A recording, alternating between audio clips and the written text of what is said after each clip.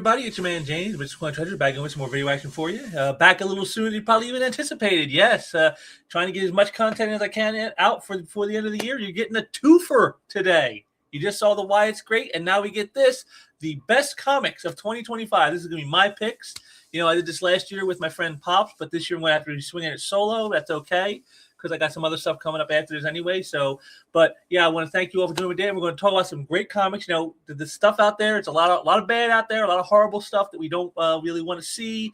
But there is some good out there, and you know, I try to cherry pick through and find some diamonds in the rough, as it were. And I found a few for you here. So we're going to go through those. But before we get into any of it, I want to thank you all for joining me today. I hope you get something out of this. I hope I point out some cool stuff that maybe you didn't know about or you didn't even know existed. And I just want to say that if you like what you see here, drop a like down there. Help out the algorithms, always appreciated. Also, be sure to drop some comments. Give me your list. What do you think are some great comics? Did you agree with the ones I have on here? There are ones I think I forgot? Drop them down there below. Let me hear what you got to say. I always want to hear what the people are thinking out there. Also, be sure to share out some links so others can come in and check this out. Maybe get some knowledge themselves and some good comics they should be checking out if they're not doing so already. And if you haven't subscribed, make sure you do so you don't miss any of the content that I'm putting out around here that I'm working so hard to get out to you guys on the regular. So with all that out of the way, the usual show, I want to bring you all back and say it's the best comics of 2025. So, again, it's going to be a small list. It just seems how it is nowadays. But there are some good stuff out there.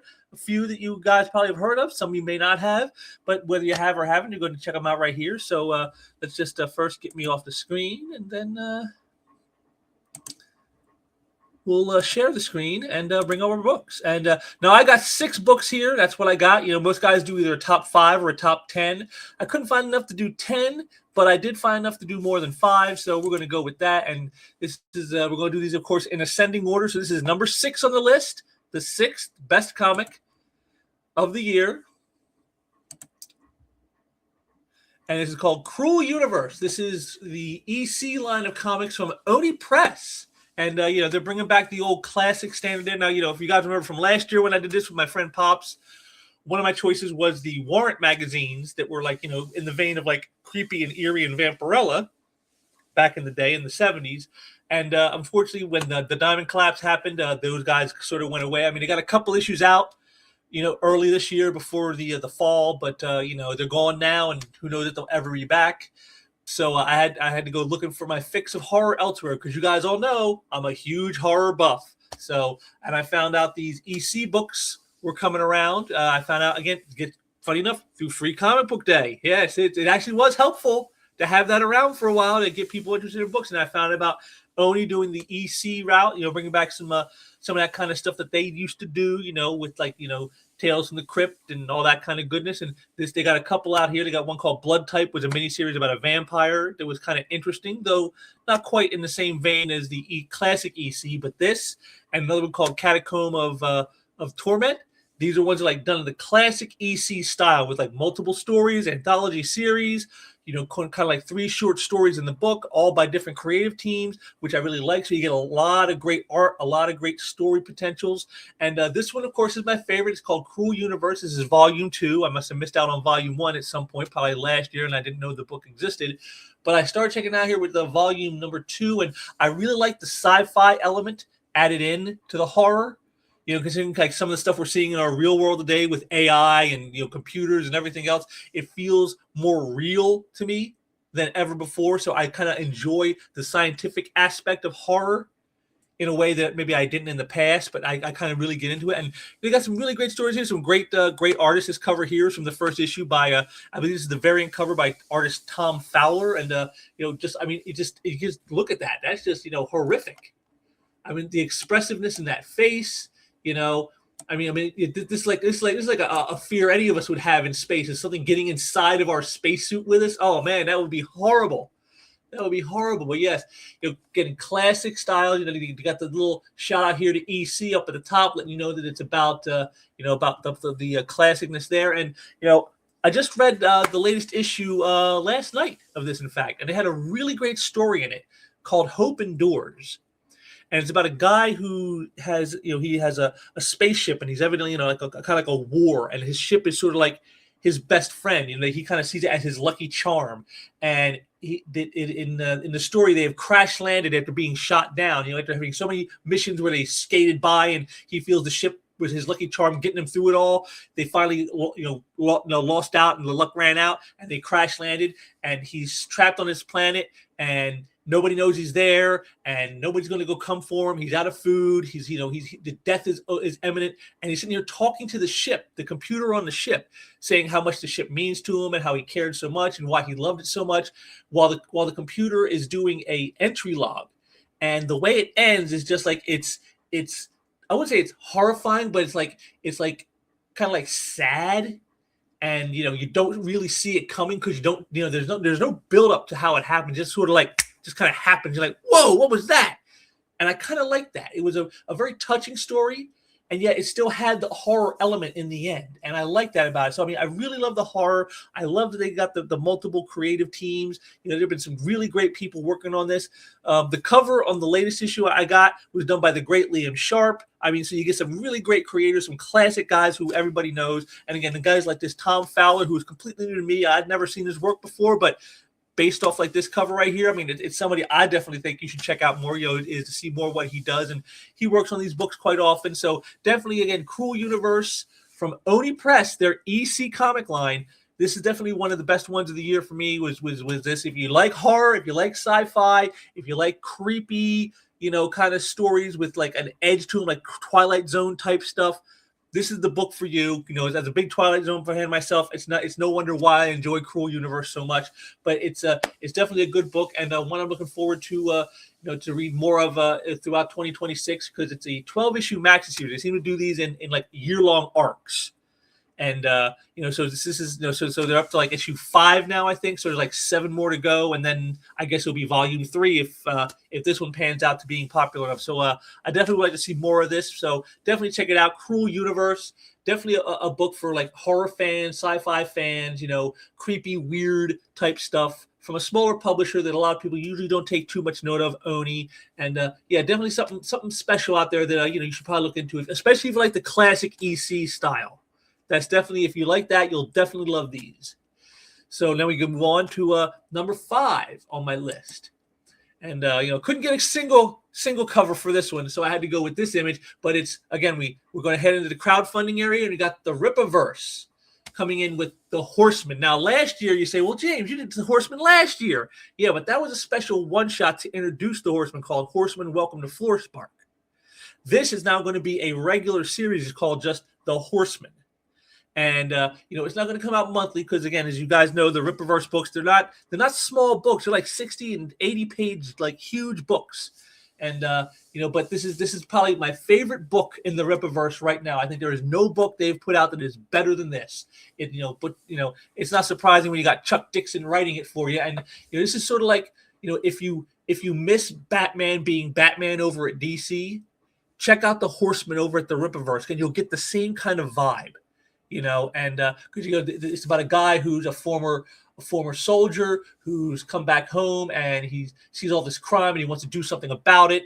And when he did it before, he got stopped by the superpowered police force known as Alpha Corps, telling him, don't do this again. So he says, so what happens now? Well, in this series, he gets a mysterious benefactor, who's this guy right here, who's going to, pay for everything, all his tech, all his weapons, all his intel, all that stuff. And he wants him to take out the criminal elements in Floorspark, which, of course, he's happy to do. But he has to kind of do it under the radar so he doesn't get caught up by Alpha Corps, who said if he were to do this again, they're going to come after him. Meanwhile, this guy has his own little secrets that he's keeping. And, we kind of find out some of that in the second issue here. This is issue number 2. The covers, the various variant covers that are shown for this. And, we find out some of this guy's secret motives get revealed in the very end. And now the Horseman's a real bind. And so I really like it. It's got the whole Batman vibe, but it's not, so much like a analog of Batman that it's indistinguishable. There's lots of differences. He's a lot more brutal in his fights. He's willing. He doesn't want to necessarily kill everybody, but if it comes to that, and it's like him or you, he has no problem taking you out. That's definitely not Batman. This is much more vigilante style, sort of like a cross maybe between Batman and the Punisher, because he got the tech and all that stuff helping him out, but at the same time, he's not willing to forgo killing at all costs like Batman does. So, and then you got the factor of like, you can see here with this cover, he's fighting superpowered beings sometimes now. So it's like, it's even more dangerous than it ever was before. It's a really great book. He's got, and it's got a lot of great angles. He's got like a sister and her son, who's his family. And, so he's got like something to lose. Unlike you say, like a Batman or Punisher who really don't seem like they have much to lose, this guy has a lot on the line if you were to get like found out and stuff like that. And so it's like got a lot of layers to it. And, Joe Bennett, his art is absolutely breathtaking. I've been reading Joe Bennett's work for probably 30 years now. And I can say this with all assuredness. This is the best work of Joe Bennett's career. Nothing he has done looks as good as The Horseman does. And he really just those beautiful battle pages, double page spreads. I mean, he's just got the chops to get it done. And like I said, for me, pound for pound, if there's anything of value with the Rippaverse at all, if anybody says there's anything worth reading at all, The Horseman, without a doubt, is their best book right now. Now, is that going to stay the case? I don't know. But again, Dixon, Bennett, action, adventure, danger and destruction, all this cool stuff, all wrapped up in a guy in a sweet looking armored suit that way. Yeah, it all works. And I definitely think The Horseman is something, he really hit on something special with this, kind of filling the gap that has been left in a lot of our hearts because of how DC has been doing Batman and characters like that for so long now. We've been looking for a hungering for a great vigilante hero who is out there doing what needs to get done to protect the city, to protect the people. And that's what this is. And so definitely I would say if you haven't checked it out, do go out and check out The Horseman. As for me, this was the issue I got right here. This is the cover I picked for number 2, of course, because it has all the writing on it. It's so classic. It reminds me of the old school books, in like the 70s and the 80s. This is a lot of fun, the retro look. But they always have multiple covers with Rippaverse books. So if you don't like this one, you got other choices to go with, which I like. And like I said, just a great book from a small company that has really come out strong over the last few years. And hopefully it'll have more good things in the future, because I'm definitely looking forward to more Horsemen and hopefully some more things that will be on the same par as the Horseman is. So let's move on to our next one, number 4 on my list. It's Wraith of God from Aaron Lopresti and Empire Comics. Now, again, this is back still in the crowdfunding area. I really liked Aaron's work. I always have, ever since way back in his What the days at Marvel. I liked Aaron's work, but his Wraith of God is something special. He really puts in the detail. Like you can see it right here. I'll big this up and like just look at this face. I mean, look at that detail that's in there, in the hair, in the wrinkles. Heck, in the teeth, so much goodness. And, if you know what Wraith of God is, it's about a man who feels he's on a mission from God, and he's a man in black who's out there fighting the dark forces of the supernatural and evil as we try to learn more about who he is. And this issue in particular, this is number 3 in the series. And this one is we really start to get a little bit into the Wraith's past in this one. We learn how he learned some of the skills he has to this, today, how we learned them, and also some of what helped to set him on the path that he's on now. Sort of like a piece of his past is coming back to haunt him. And he fights against the witch and the headless horseman, classic stuff. And it's just beautifully drawn. Again, Aaron Lopresti, his women are gorgeous, his men are action oriented. He does a great stuff, and I think he's one of the people who draws the best horses in comics right now. Aaron Lopresti's Wraith of God is something special. It's not just your usual crowdfunded book by guys who are cranking something out or who have some fun little concept and they're just wanting to get it out there to have it exist. You can tell with Wraith of God, he's building something here. This is something that has real substance to it. And, again, got the horror aspect, which, of course, I'm going to love. You got kind of a supernatural aspect, which I'm going to love. You got secrets and mysteries. I kind of enjoy that, too. There's a lot of layers to the Wraith. There's a lot of things going on, a lot of moving parts. And, I'm excited for the next chapter, frankly. I mean, after I read this one, oh, my God, I was like, I'm ready for Wraith number 4, please. That's how good this is. And again, he also does multiple covers, and this is the one that I chose, the EC variant cover. Of course, the horror cover. Of course, I'm going to go that route. I will. This is obviously a play on the classic, suspense stories cover, the classic one of the very famous one that was used during the uh, the committee hearings about decency for comics that brought in guys like Frederick Wortham, and the classic cover of the woman who was beheaded on the cover. This is obviously a play on that. I love that. I love that angle he took with this to try to play off that stuff. And again, just nice little homage. Again, Aaron's a great guy, and he does a lot of great work. He's someone who truly cares about what he's doing. He doesn't want to just crank out something to get it out there. He's not a guy who just throws whatever at a wall to see what'll stick. He's not a guy who's focused on agendas or political screeds or any of that kind of stuff. He's here to entertain you, and that's exactly what he gives you with the Wraith of God. It's a classic throwback to like horror and superheroic type stuff. And again, I just love it so much. It's probably my favorite crowdfunded book right now. Out of all the crowdfundings I'm supporting, and definitely for this year of the ones I supported, this one stood, head and shoulders above the rest. Like I said, he's really building something here with this title and this company, Empire Comics. I guess he's trying to live up to the name of the company is what he's going for. He's trying to create a little empire there. So, but I'm definitely ready for more Wraith of God. I hope he gets to it soon. I know he's got another book he's going to be working on starting early next year. It's going to be more like a barbaric type of magazine, like in the realm of a Savage Sword of Conan and Savage Tales. He's going to do something like that. But then I'm sure after that he'll get back to Wraith. And like I said, I'm ready for it right now. So I hope he gets back to it sooner than later. But yeah, definitely Wraith of God.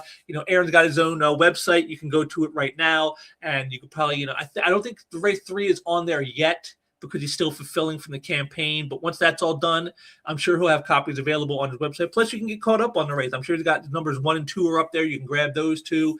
Definitely get in on Wraith of God. Like I said, it's probably one of the best crowdfunded books out there today, bar none. Again, by a guy who truly cares and loves what it is that he's doing, and he wants you to love it just as much. And it shows through in great work like this. So definitely Wraith of God, check that out. That's definitely it's one of the best of the year. My number 4 book of the year. But now we get into the top 3. These are the ones that are the creme de la creme in the comic book world. And let's start with number 3, Redcoat. This is I last year, again, if you guys remember my one with Pops I did last year, I'd say I just started to dip my toe into checking out some stuff from Ghost Machine over at Image. And, I like Rockefellers. That's a lot of fun.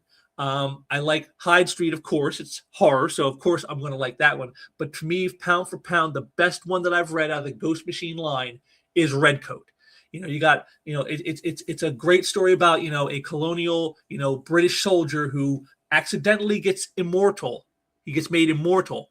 And now he is going through American history, basically, all through the timeline of America since the Revolutionary War. And he gets to all kinds of adventures. He's met Albert Einstein. You can see here he's meeting Annie Oakley. He met Johnny Appleseed. So it's a fun series because writer Jeff Johns gets to play with American history, in a fun way. And so it's kind of funny that the book it's definitely entertainment oriented, but it actually does give some little tidbits of actual Americana and American history. So it is almost like semi-educational.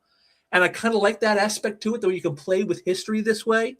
And of course, beautiful art by Brian Hitch and Andrew Curry. It's, again, just some great stuff. I mean, this stuff is as good. Brian Hitch here is as good as he was doing on the Ultimates, 10 to 15 years ago when he was doing the Ultimates book for the Marvel's Ultimate line. This is just as good, if not better. He's got a great eye for detail. He's got a great eye for, facial expressions and stuff like that. Again, just great eye for, like this cover right here is a classic example. Just a great shot of our hero with the guest, and it's just a really fun book. Like I said, it's definitely the best, I think, out of the Ghost Machine line over at Image. Redcoat is just, it's just a lot of fun. And, I can't wait to see what deviltry Simon Pure gets into next. It's always a lot of fun because this is a guy who, to call him a reluctant hero is an understatement. He's not a guy who really wants to be doing what he's doing. He doesn't want to live forever. He never asked for any of this. It just sort of was put upon him. A guy who was running during the Revolutionary War. He was running when he ended up getting the power of immortality. So he was a guy that was definitely not some kind of patron saint or heroic figure who was courageous and got the power.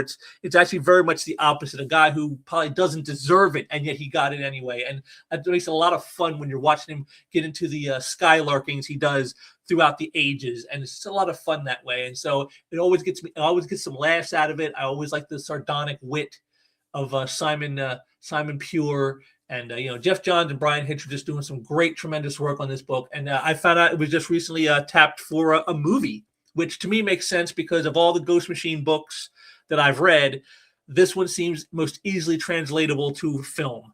And so I would definitely, if they made a movie out of this, I would definitely have to check it out. Because again, I love this book so much. Again, and I can't thank my friend Pops enough for pointing me out to the Ghost Machine stuff, because I might have missed out on this, but you don't have to miss out on it. Go ahead out and check it out. Redcoat.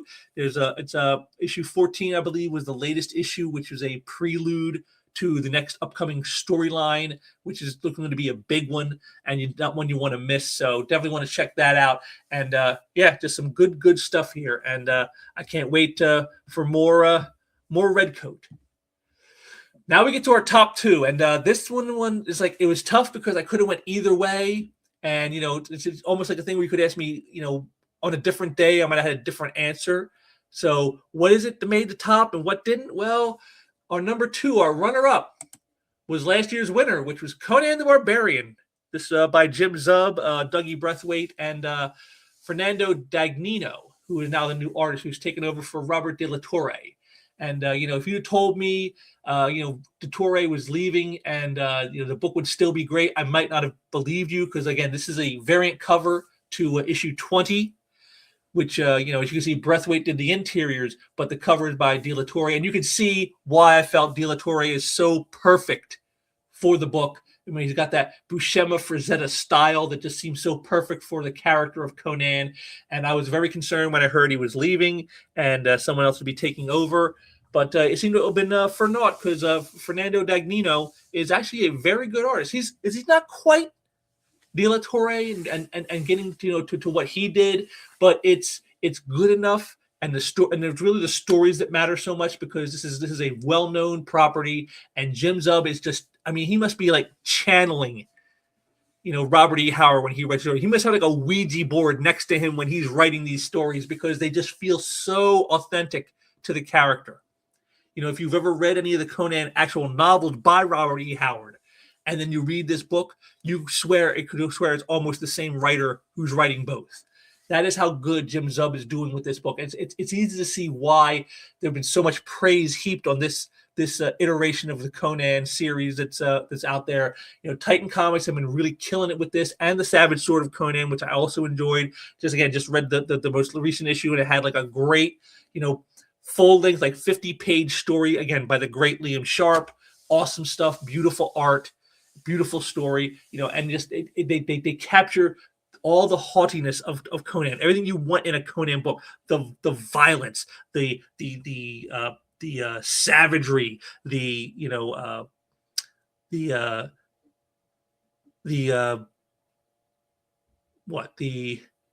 visceralness of the character. It's all there. They don't shy away from anything in this. And in the current storyline right now that's going on is they're laying the foundation for how Conan ends up becoming king of Aquilonia, as he's now in the service of the Mad King who's in charge, and the one he will eventually have to take out to become the king of Aquilonia. And it's really great stuff. Like Dagnino, again, he's no Robert De La Torre, but in a pinch he'll do.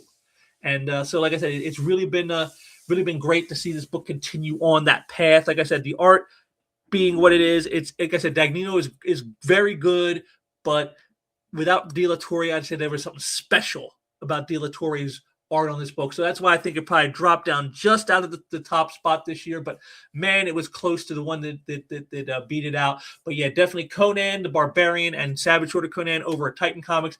If you love Conan, if you love action, if you love adventures, if you love sword and sandals, if you love just great comic books, you have to be reading Conan the Barbarian, because there is very little out there I could say that is even in the realm that this one is. It is so far superior to almost every book that's out there today. You can't go wrong with this. Definitely definitely check out Conan the Barbarian. You will not be sorry. And that, of course, now brings us to the number one book. Now, you may think you know what it is, and you're right, and maybe you're wrong. What do I mean? Well, of course, you saw all the stuff that I had here. I'm sure you noticed what wasn't here. And, of course, the number one book this year is G.I. Joe and Skybound's Energon universe in general. Now, again, we saw last year, one of my books that I chose was The Transformers by Daniel Warren Johnson, who finished out this year. And now we've got Robert Kirkman and Dan Mora doing the book, who are sort of like setting up what they want to do with it. So it's kind of, I won't say a holding pattern, but like they're kind of laying foundation, not erasing what came before, but like kind of setting up for where they want to take it.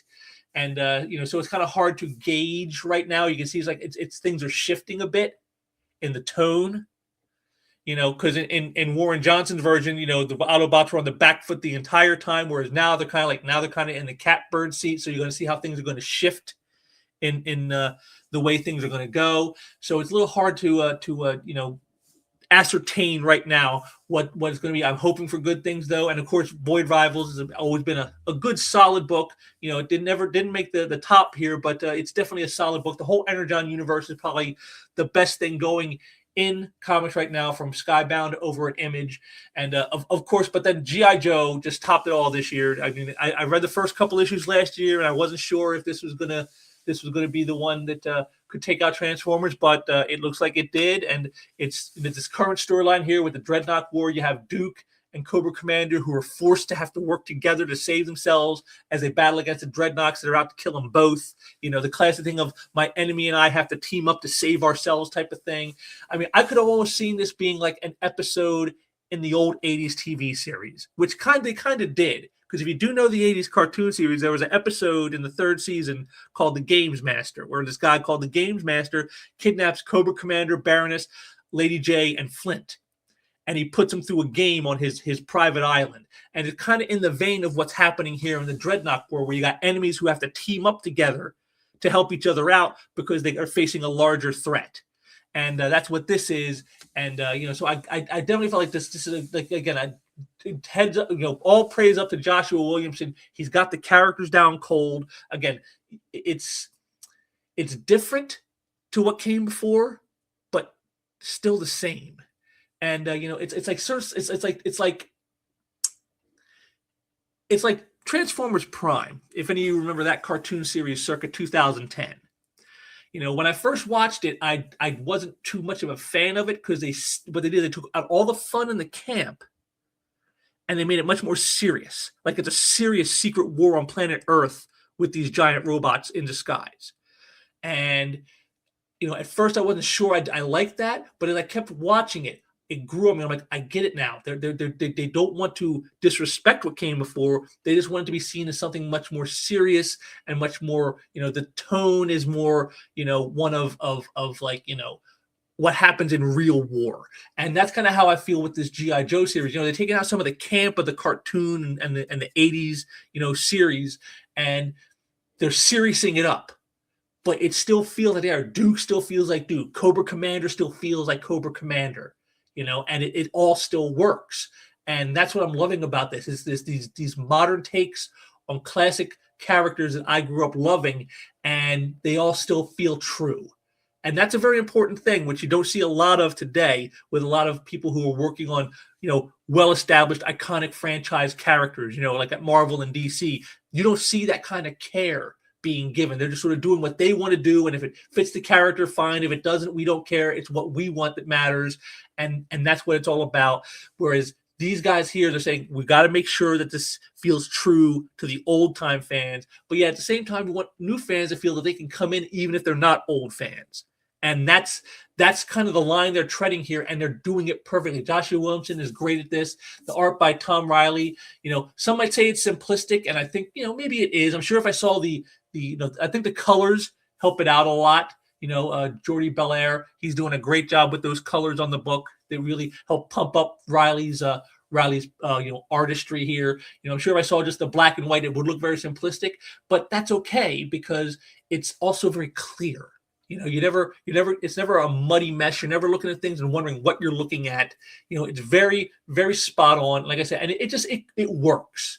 Sometimes you don't know why something works; it just does, and that's kind of how I feel about Tom Riley and Joshua Williamson on this book. It's like, I don't know why it works so well, but it does, and it's definitely, like I said, it's just been action packed. So much is going on, that just you can feel the tension in every issue. I mean, and every issue all this year, every issue I've read of G.I. Joe was either very good or excellent. And I can't say that about any other book that I read this year.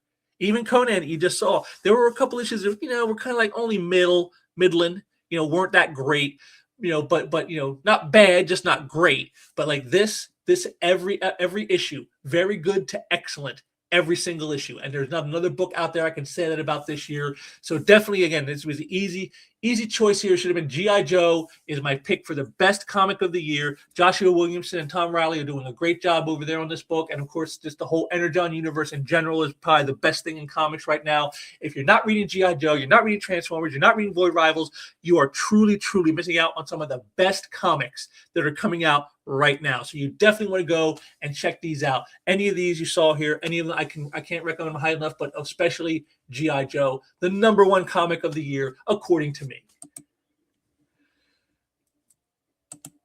And there you have it. There's the top 6 comics from 2025, according to me. So let me know what you guys think about this. Do you think I got it on the money? Do you think I'm calling out some good stuff there? Or do you think there's some stuff out there that's better than that? Drop me some comments on there. Tell me what's your list. What's your top 6 comics from 2025? Let me hear what you got to say, because I don't know. I don't say that I know everything. I'm not the master of all knowledge. So, maybe throw some out there. Maybe I'll check some of those out. Like I said, my friend Paz is want to turn me on to the Ghost Machine stuff, and I'm so glad he did, because, like I said, you saw Red Coat came in there at number 3 on my my list. So definitely, I'm not above hearing what other people got to think. So let me know what you think, and I thank you all for joining me today. And get ready, because coming up tomorrow. Tomorrow is the biggie. It's my end of year thing that I do. I've been doing the last several years here, where I get together with some people and we talk about all the artists we lost this year. A little look back as the year comes to a conclusion. And I got my friend Pops and artist Dan Lawless who'll be doing that with me this year, which makes it a lot more fun. You guys get some more perspectives on the people who have passed. And there were some big names that went out this year, folks. Some people even I was very upset about, because I didn't even get the chance to meet them before they passed. So definitely ones that, definitely one you want to check out. I'll be up there tomorrow. But I thank you again for joining me today for this. And of course, make sure to check out the Why It's Great that all got posted today, the last one of the year. And I will be back tomorrow with the big, memorial service to all those we lost. And I hope you'll be there with me, because it'll be, won't be the same without you. So until tomorrow, and until next time, as always, take care.